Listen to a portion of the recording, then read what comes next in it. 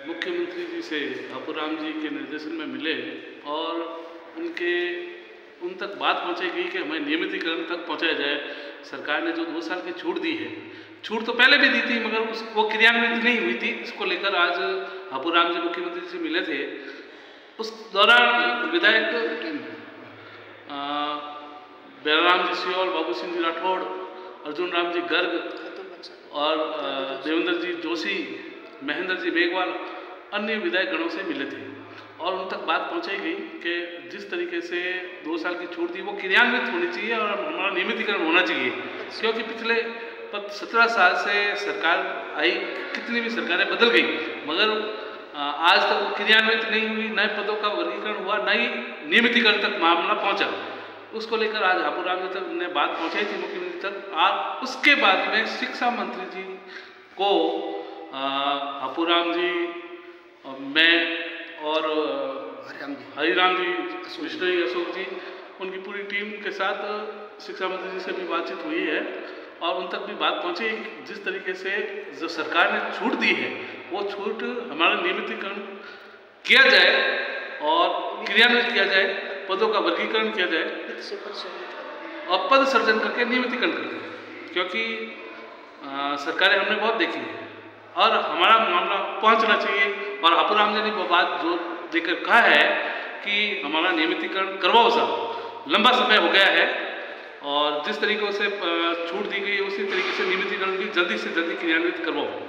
इसको लेकर बापूराम जी भी अपने विचार रखें।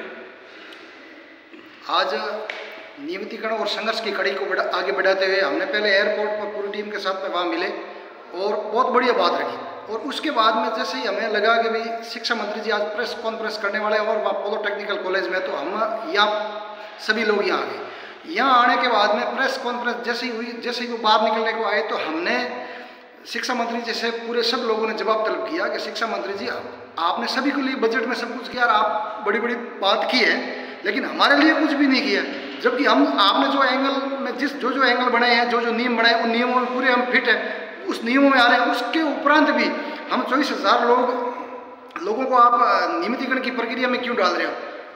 और 24,000 लोग आज सर्दियों में पूरी सर्दियाँ बीकानेर की धरती पर गुजारी है, हम वहाँ पर धरना प्रदर्शन भी कर रहे हैं और उसके बावजूद भी हमारे साथ में इस प्रकार की अनदेखी जो बहुत ही गलत है।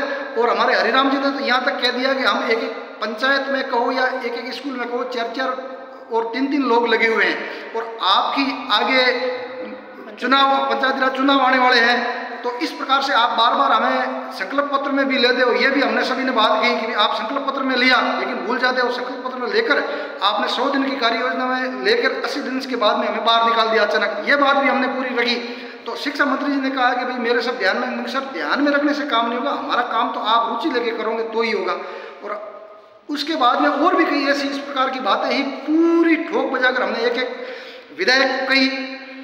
जैसे बैराराम जी सियोल साहब को कही कि सियोल साहब आप सरकार में मजबूत हो, आप हमारी बात रखो। और माननीय बिलाड़ा विधायक साहब अर्जुन लाल जी को यहाँ भी हम दोबारा कहा तो उन्होंने कहा हमने डिजायर ली थी। मैं सब डिजायर से काम नहीं आने वाला। तरुण जी भी ने भी बोला, हरिराम जी ने बोला कि डिजायर से काम चलने वाला नहीं है, काम तो जब आप काम करोगे धरातल पर तब होगा ना। और उसके बाद में बाबू सिंह जी राठौड़ साहब को दोबारा मिलेंगे सब। आप मंत्री जी को कहो, आप स्थानीय हमारे और अतुल जी भंडारी साहब को भी कहा और जो भी यहाँ जनप्रतिनिधि इस प्रेस कॉन्फ्रेंस में आए, हम भी प्रेस कॉन्फ्रेंस में साथ गए और पूरे दल बल के साथ में एक बात आपकी बड़ी मजबूती से रखी है और उनके दिमाग में बिठाया ये चीज़ कि हम 24,000 लोगों के साथ में आप अन्याय मत करिए। क्योंकि आप सरकार बनाने में हम एक कड़ी थे और जिस समय आपने हमें संकल्प पत्र में लिया और 100 दिन की कार्य योजना में लिया, उसके बावजूद आज 24,000 परिवार दर की ठोकरें खा रहा है, जो बहुत ही अन्याय हो रहा है हमारे साथ में। और इसके लिए हमें जितने आंदोलन करना पड़ेगा, जो कुछ करना पड़ेगा वो करने के लिए तैयार है। जबकि आगे आपका चुनाव है, चुनाव से पहले आपने संसद के चुनाव आए थे, उससे पहले हमें लॉलीपॉप पकड़ा दिया कि आपका 100 दिन में कर देंगे, लेकिन उसके बाद में अधिकारियों ने हमारे साथ में बहुत बड़ा धोखा किया। जय हिंद, जय संघर्ष। ऑल टीम के लिए थैंक्स। बापूराम सियाग, तरुण जी चितारा, हरिराम जी और अशोक जी ने पूरी मजबूती से यह बात रखी। जय संघर्ष, जय संगठन।